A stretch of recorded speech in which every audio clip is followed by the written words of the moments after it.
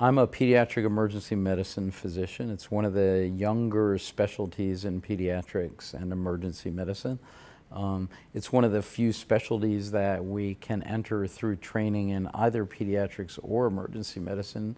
And those of us who in pediatric emergency medicine believe that one of the skill sets we can bring to the table is making the experience in the pediatric ER much less painful, less anxiety provoking, and more developmentally appropriate.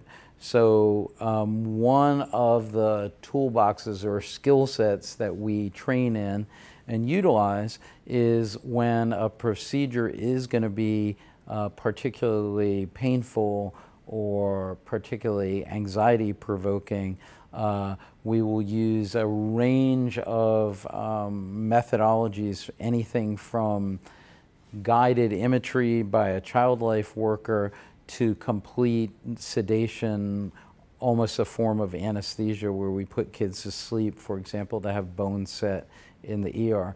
These are things that used to have to be done in the operating room. Now a child can come to the ER with a badly broken arm, be put to sleep, have it set, and go home all in the same episode. So that's where the sedation comes in. A lot of people in pediatric emergency medicine talk about creating a painless ER for kids.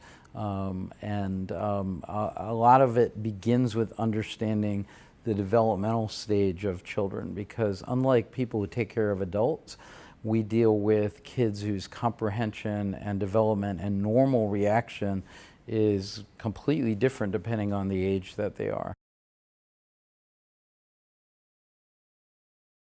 Well, I mean, certainly the ability to do that kind of thing in the ER shortens the whole treatment versus be put in the hospital or go to the operating room, that kind of thing. But also, I mean, we know that children are traumatized by the stress of coming to the ER, some more than others. It depends on the individual. But each time a child has a healthcare encounter that is anxiety provoking, as you can imagine, it impacts the next time they have an encounter with healthcare. And so, yes, in that way, it makes them sort of more comfortable patients, even for normal healthcare episodes.